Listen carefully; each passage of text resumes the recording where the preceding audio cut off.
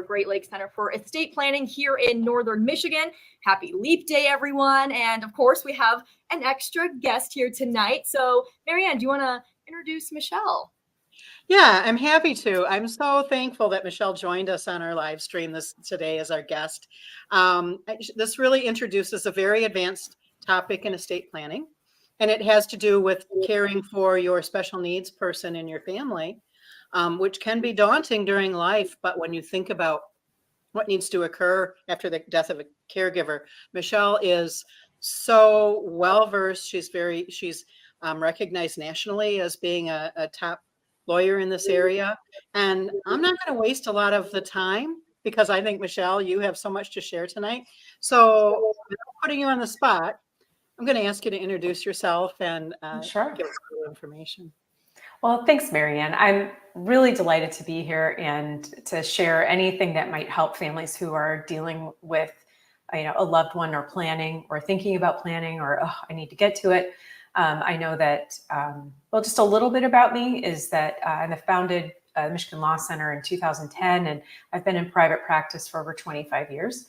I'm an attorney, but I'm also a mom of 4 kids, and one of them has disabilities. And so oddly enough, I did this work before my daughter came around, which was really helpful to help identify that she had autism and resources to help get her some assistance. And so now she's a resident of the state of California and lives independently with support.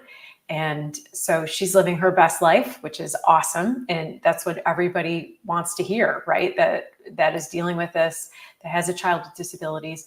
And I think whether your child is mildly impacted or profoundly impacted, I think that the hopes and dreams that we have for our children remain the same, which is that they are happy, reach their potential, they're safe, and are loved, right?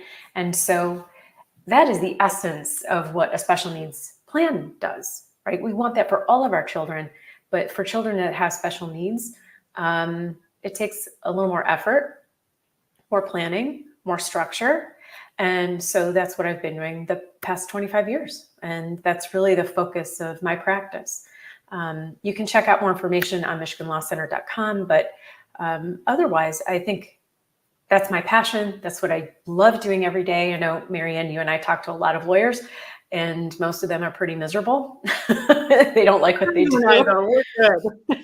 Not you and I. And thankfully, we love what we do. Not everybody has a great day every day, but when your life is filled with purpose and service, then I think that checks a lot of boxes. So that's why That's so awesome, Michelle. Thank you so much for joining us tonight. We are so lucky to have you. And so this is pretty informal. I'll ask you a few questions, but we're going to stop at any point if any of our viewers have any questions. So this is a good time to remind all you folks at home watching that at any point in this live stream, if you have any questions at all for Michelle or Marianne, be sure to leave a comment. And like I mentioned, we will stop our conversation and answer your questions. Of course, this segment is called Ask the Attorney. So we do need some questions to ask the attorney. But with that being said, at this point, we don't have any questions yet. So if Michelle, Marianne, if you're ready, we can hop right into the first question.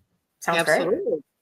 Okay, so a lot of my questions probably will be directed to you, Michelle, but Marianne, of course, at any point, if you want to jump in, please feel free to do so. So first of all, what are the key benefits of supplemental needs planning for individuals with disabilities or special needs? Well, I think that special needs planning or supplemental needs planning, people often ask, like, well, what does that even mean? It means, when you're looking at what you need to take care of and how your child is going to, or your loved one, sometimes it's not just your child, it could be a sibling or someone else in your family.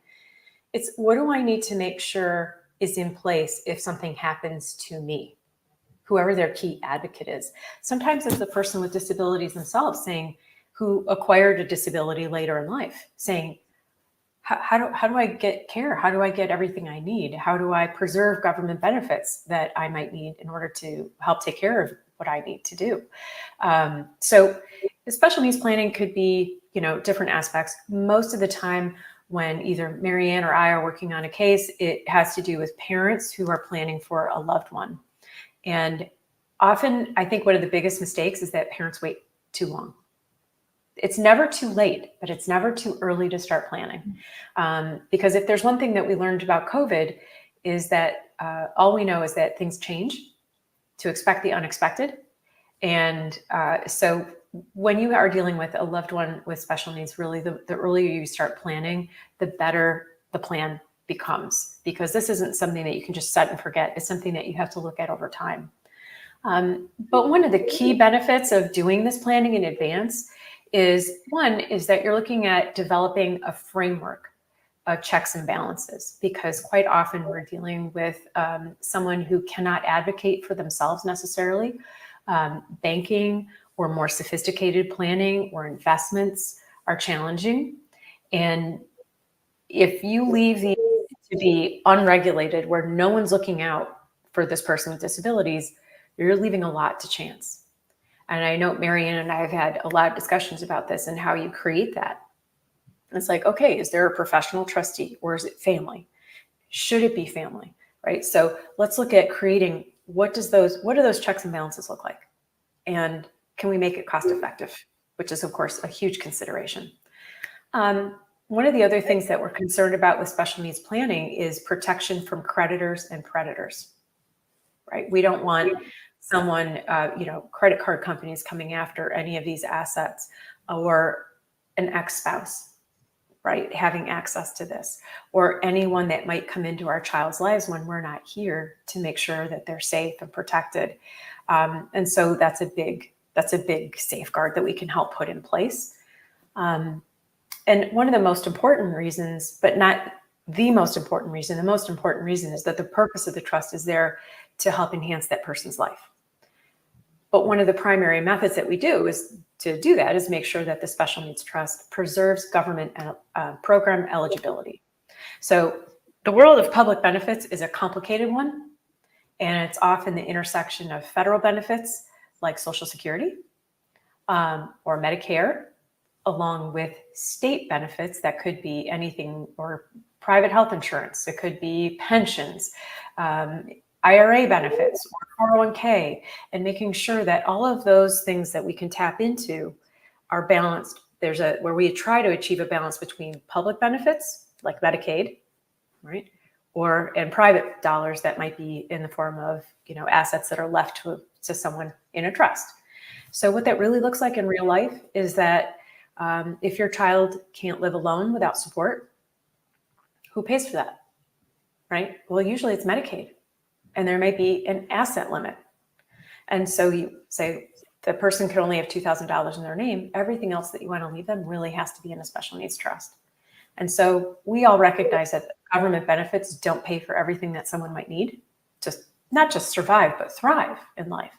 And so that's where that special needs trust can help supplement. So that's where sometimes it's referred to as a special needs trust or supplemental needs trust. They have some different names. So I tend to name trust very plainly so people recognize exactly what it is. But I've seen things from Castle Trust to Bubblegum Trust to Amenities Trust. It all really means the same thing. I try not to be too creative or tricky when it comes to naming what these trusts are, because these are being looked at by government agencies and courts, as well as other maybe professional advocates. And I don't want to be too cute when it comes to that. I want them to know exactly what it is that they're looking at. Mm-hmm. And of course, these past 10 segments, we have talked all about estate planning with Marianne. So Michelle, how does supplemental needs planning differ from traditional estate planning? And why is it important for families with dependents with disabilities? That's a great question. So when I'm working with Marianne or an attorney that does a lot of estate planning in their practice, one thing I love about Marianne is that she recognizes that she's really, really good at the estate planning piece. But she recognizes that, there's this other layer of deep knowledge that's required. And so that's where we play well together in the same sandbox, where we coordinate. She concentrates on the family, on the mom and dad, and then I can concentrate on the person with disabilities. And so, yes, those things are separate and they should be treated separately in an estate plan, because the estate plan that Marianne would draft for a mom and dad is about them, right? It's about we're looking at tax issues, right? IRAs, and what happens with one spouse when the other passes away. We're looking at a smooth transition of wealth between from generation A to generation B, possibly even a third generation like grandchildren. And most importantly, we want to avoid probate. We want to keep those costs down. And that's part of that smooth transition. With special needs planning, it's about a lifelong framework for support. And so completely different objective. And so that's where we're working and the plan that we create is really focused on that person with disabilities. And so when you create that special needs trust, it's all about that person. Marianne concentrates on mom and dad. I concentrate on their child. And so that's where that is a completely different objective. And that's why I really advocate that they should be separate trusts, not necessarily separate attorneys, but that's why I love working with Marianne, because we work really well together. She concentrates on mom and dad, and we have a separation of what the objectives are, and we coordinate very well. We do. We absolutely do. And special needs planning is a very niche area. In that area where in my estate planning, I don't spend a lot of time in Social Security regs. You live them. Right? And so, or there are certainly some IRS regulations that I'm not I have to be a bit attuned to them, but not to the detail that you are with supplemental needs or special needs planning. So for me, I think by this time in our live streams, we all know I am really all about the whole family making the right decisions, and I'm very passionate about it working well for the family. And so part of finding Michelle was like, this glorious moment where I felt like I could now do really well with families with special needs children, because I'm never one to just play on the edges. So, and that's a sign of a really good lawyer, I think, is that knowing what your lane is and playing well with others. And that rather than being looked at as a negative, I've always enjoyed working with people that recognize like what their strengths are and where they need additional expertise. And I do that myself. Like I don't do my own financial planning, right? I don't do my own tax returns. I don't do high net worth tax planning. I just have this one little niche that I have a deep knowledge on. And that's where I think as a consumer, so for people who are watching this or listening to this, you should be wary and leery of an attorney that says they do it all. I agree. I feel like I'm probably could put together a decent trust, but it's all of the pieces around it, right? It's helping the trustee know what that family wants for their loved one. It's helping the loved one become independent or know their resources. So there's just so much more in my mind. And I think that's what I like about you is you have those pieces, right? So I could put a trust together, probably be a pretty decent trust. But all of the other pieces around it too, I'm just not playing with it every day. Right? And I think you bring up a really good point, and that's it's not just about the document, because I agree with you, Marianne. You would put together a very fine trust, but particularly with special needs planning and special needs estate planning, I think you hit it on the head. It's about way more than just the document. It's about where's the family today and how well are they functioning? Because whatever isn't working for you now surely is not going to work for anybody who comes after you. Mm-hmm. And so pulling together those resources, and that's where it does take time. It evolves over time. So if your objective is to have your child living independently with support in their own house, it takes years to get there. Some trial and error. From support plans, special needs plans, how much money do you need? I get asked that a lot. And I think that's where, Marianne, you have a really good perspective of balancing out for the entire family, what's fair versus what's right? And coming up with some creative ways to make sure that child who has disabilities, who maybe can't have their own earnings, they cannot work to support themselves. Are they left with enough to actually meet the parents' goals or their own goals? And how to create additional funds. And that's where that balance comes in. So it is very different. It is. Yep. It is very different. So then going off of that, Michelle, can you outline some common strategies or tools used in supplemental needs planning to ensure financial security and access to resources for individuals with disabilities? Sure. There's some, I talked about this just a little bit ago, which is that one of the biggest things that I see that I don't care for is a trust within a trust. I like having a separate standalone trust for a child with special needs. And there's a few reasons for this. Is most of the time when I see a special needs trust, it's a paragraph or two within the parent's revocable living trust. The problem with that is a few. One is that all the rules of the trust are for the parents, right? It's about their administration and their trust and what they want in their lives. So when you're dealing with the rules that regard, for that person with disabilities, it's like this much of the trust. Now, why is that an issue? Well, because when you go through and you're asking questions, or answering questions as a consumer, right? You're the client and the lawyer's asking you a bunch of questions about who's going to administer your trust when you're gone.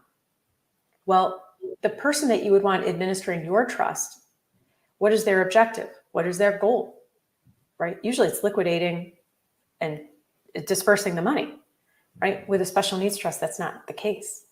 So for parents, the job of that trustee is probably very short, whereas the job of a special needs trustee is for life. So it's a completely different purpose. But the rules about that, when you're drafting these trusts, and if it's a trust within the parent's trust, you're not asking those questions. There's really no ability to, if you're going to put all of that into that trust, might as well be a standalone, a separate trust, so that all the rules about who the trustee is, how the trust works, how the trust is administered, all is about that special needs trust. Right now, you can have a legally sufficient special needs trust in about 3 sentences, but legally sufficient and actually something that works well for the person are 2 different things. And so that's one of the big things that I see, is that it really should be its own standalone trust. The other big consideration there is that some of the checks and balances that I mentioned earlier, where maybe you'd have a professional trustee or a trustee, and then you'd have an advisory committee. There's really no place to do that, or space to do that, or appropriate way to do that in a parent's revocable living trust, where it's kind of a trust within a trust. It just doesn't work well from a drafting or administrative perspective. The other thing about having a standalone trust is that it allows other family members to contribute.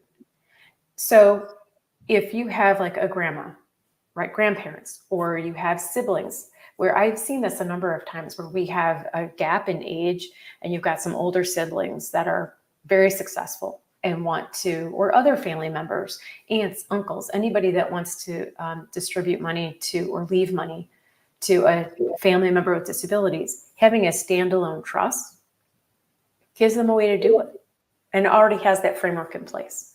And so I love doing it in that particular way. And that's not necessarily popular, but that's what I find works really best.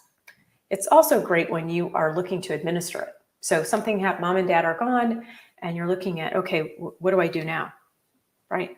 And it starts with, if it's a separate trust, it becomes so much cleaner and easier, where it's like pouring cream into your coffee, right?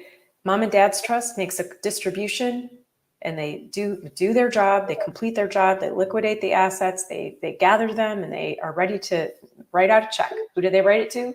The trustee of their sibling, usually their sibling's special needs trust. And then mom and dad's trust gets wrapped up and it's closed and their job is done, right? So it makes it very clean and very easy. If it's a trust within a trust, it gets hard even just thinking about, okay, what's the title? How do I own this account? What do I name it?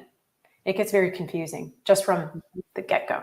And we want to avoid confusion, complexity. We want to make things as simple and clean and easy as possible, because it's a very difficult time. people are grieving on top of all this and trying to figure out paperwork. Ugh. Too Crazy. much. It's Too much. Yeah. The other thing that, a standalone trust allows, at some point, a family is going to have to turn over the revocable living trust or the standalone trust to the financial advisors, possibly the Health and Human Services, other various regulatory departments. If they can just see the standalone trust, they understand it. If they have to dig through the revocable living trust, it's more difficult. But what I would say is, in the trust in the revocable living trust that I do have a section in them that, because you don't know the condition of your beneficiary at your death. So I do have a section that says, if one of your beneficiaries is found to have special needs, whatever the magic words are that I put in there, then they need a special needs trust, similar to the following, or, but certainly making sure that they don't inherit, someone with a disability doesn't inherit directly. So, that's where, for me, a special needs trust language in a revocable living trust makes sense. I agree, Marianne. That's a great safety net, because sometimes people establish a revocable living trust or do their estate plan, and then 20 years goes by and they haven't looked at it again. And so I think that's a great safety net provision. And I think that's just really good, competent, experienced estate planning drafting that you're hearing about right now, is that we always plan for the what ifs, right? And that's a fantastic way to protect people. If they do their estate plan and don't look at it for 10, 20 years, we don't recommend that, but it does happen. Yeah. And so you put in all the bells and whistles that you can. Yep, exactly. And Michelle, can you talk about some of the potential pitfalls or challenges that families might encounter if they don't engage in a supplemental needs planning for their loved one with disabilities? Sure. Absolutely. Well, one of the first things that comes to mind is that there could be a critical loss of benefits. So a lot of people confuse different streams of benefits, different types. And one of the most confusing things is the difference between Medicaid and Medicare. And the government helpfully, named these two programs extremely similarly. They're very hard to tell them apart. But Medicare is what you get once you become, retired, and it takes care of you. It's like health insurance. So think of like hospitals, doctor visits. It's like Blue Cross Blue Shield, right? That's Medicare. It takes care of you. Medicaid, think care aid or a healthcare aid, where somebody comes in to help take care of you in that way. It's not skilled care, not something a doctor would do, or a nurse or an occupational therapist. Medicaid is one of the only resources for in-home and nursing home care. And so, or it could take the place in a group home. And so quite often it's making sure that as many buckets of resources are maintained for an individual with disability so that they can be as independent as possible. And so Medicaid, unfortunately, is one of the only resources, especially in Michigan, that we have to help support in-home health services. And so that's where, if you don't do proper planning, that will go away unless it's properly protected in a special needs trust. And there's an important distinction that if parents don't do this planning ahead of time, and people either, don't properly fund their trust, which I know Marianne has talked about, right? And that's where you're integrating assets into your trust. If they don't do that, then what happens is that you're stuck with what's called first party special needs trusts. And those are a completely different type of trust than what you would do in an estate planning forum. And why? Because if somebody has to do planning, now the money belongs to the person with disabilities. What happens when they pass away is that the state of Michigan now becomes the primary beneficiary of their estate. And that is totally avoidable if the parents do the planning ahead of time. And we see this, Marianne and I both see this quite often, where parents either forget or they just don't do the planning. And of course they're busy, not just busy, but sometimes overwhelmed. And so they just are always kind of chasing or responding to emergency after emergency. So we're all human beings, right? And sometimes we just, on any given day, we do the best we can. But that's why the planning is so important ahead of time, because we want to make sure that if anything is left over, it goes to the rest of the family. It goes back to the family, not the state of Michigan. Right. So that's something. The other mistake that I see is really not shopping for the right lawyer with the right amount of experience. Again, that's why I love working with Marianne in particular. She knows when to collaborate and loves bringing additional. She creates the team, right? And that's often what it takes, is creating that team. If you go to a lawyer where they do everything, if you have a special, you don't go to your general practitioner, your doctor, if you have brain cancer, right? That might be where you start, but that's not where you stay. You go to a specialist because you have a special issue that needs attention. And that's where, again, Marianne's great about assembling that team of professionals to help a client that has a particular need, whether it's tax issues or special needs issues, government benefit issues. And that's the sign, I think, of a great lawyer. The other thing is selection of trustee. So let's say you're going through and you're doing the planning. And I've talked about the importance of creating those checks and balances, that team. This area is particularly complex, and you make a bad check, you make out of distribution, and you pay for the whatever the thing is the wrong way, you could compromise benefits. And so quite often what you're asking a family member to do really should be done by a professional, because this isn't just something that you're wrapping up the affairs and you're issuing some checks, which is a gross understatement of what being a trustee is, but that is in its simplest form what your objective is. And there's a natural end to it. It takes maybe a year or two, but you're done. With a special needs trust, this is for life. And so there are Social Security benefits to manage. There are Medicaid or other benefits to manage, housing, staffing, and not just writing out checks and making sure the investments are making money, taxes. All of these things are rolled into and always evolve and change. And so I find that the best balance is a professional trustee with a lot of experience doing special needs trust administration in particular, and then having the family be the advisors to the trustee. One, to make sure that the trustee is doing a good job. This is a very personal request, a very personal job that we are asking someone to do. And so we want to make sure that they not just know what they're doing, but they have a good relationship with the beneficiary. Sometimes when mental health issues are involved or addiction issues are involved, having that buffer, that professional, can save the relationship between the family members, right? And so that's something that we don't often think about.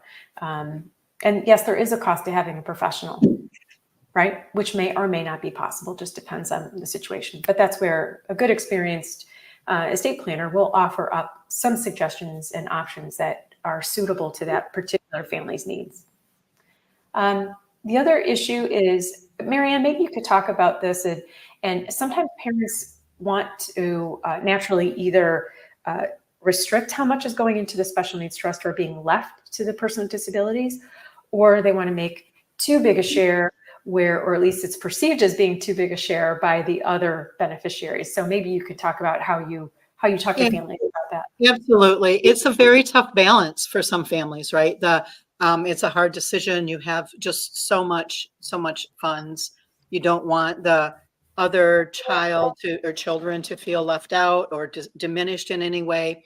So when I talk to a family with special needs, I talk to them in the way of maybe if they have property and then they have money, maybe I'll talk about the property going to the people without special needs, but to focus on recognizing that the money that you're going to be providing to your child or your sibling is the only source of income they will have for their life. So it's the only thing, aside from a very small, maybe SSI payment, which is very small, that's the only thing that's going to give them additional qualities to their life. Take them to the movie, maybe buy them nice clothes, provide some transportation, those other things, even dental work.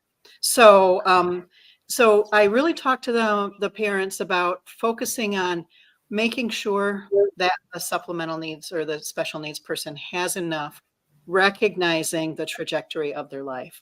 So like you said, I build a team. we collaborate with financial advisors, with CPAs, with, where the trust can go, and trustees, future trustees. And I really, if I pressure at all, and it's always the choice of the parents, but if I pressure at all, I want them to lean a bit towards the special needs person, because they have, they've always only had mom and dad in their life and their family. And in the future, they're going to still have their family, but they won't have that support of mom and dad without having some money in the trust. And that's how I talk to them, to help them understand. I understand why it's a struggle for you, but I think it would be okay, with the others in your family who also love your special needs person. Mm-hmm. And if they come to you early enough in their life cycle, like in the where they are in life in general, there are other ways to help create that balance without taking away from the other children. Because, as parents, we always want to be fair. What we do for one, we do for all. But recognizing, as you said, Marianne, is that there's difficulties. If one child cannot earn money to support themselves, then it's appropriate to supplement. And one of the best ways you can do that is with life insurance. Yeah. And where you give a supplement, an amount over and above what you would give maybe in an equal share to the child with special needs, that doesn't take away from the other children. But you have to do that earlier on when it makes it really affordable. If you wait until you're 70 years old, then it makes it very difficult to be able to afford something like that. But that's why, again, estate planning isn't a one and done. It's something that you should really look at every few years. Yep. Right. Yep. Over the course of your lifetime. And I really advocate building a relationship with your lawyer, just like you have a relationship with a financial advisor, and just like you have a relationship with your CPA or your doctor. And it's just a relationship to help you stay on course when something changes in your life. So that's why I advocate. Now, there was a time where I think estate planning was done, stuck on a shelf, and that was it. But that is not where we are today. That's not state of the art. So I couldn't agree more. Yeah. Well, ladies, I know both of you could continue this conversation all night probably, but we are out of time. So Michelle, I want to thank you again so much for joining us today and for touching on such an important topic. And I'm going to leave a link in the comments just for an additional resource for families out there. And Michelle, I'm also wondering if you want to put your contact information in the comments.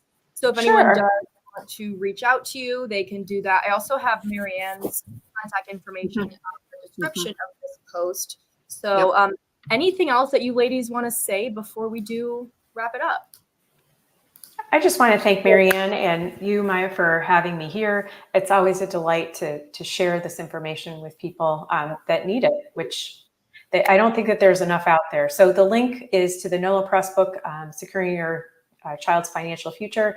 And it's a way to give a parent a really good overview about special needs planning for their loved one and where they should start. I co-authored this years ago with my husband, Kevin Urbach, and so it's him and his associate that did the most recent couple editions. So it's a great place to start and get some information over and above just Google's your friend, right? But the Academy of Special Needs Planners also has a consumer portion of their website that is also very helpful and more national in scope if you don't live in Michigan. Great. So Maya, a couple of weeks ago, we spoke about lawyers collaborating with one another, and you were kind of surprised by that. Yeah, perfect example right here. And here it is. Yeah.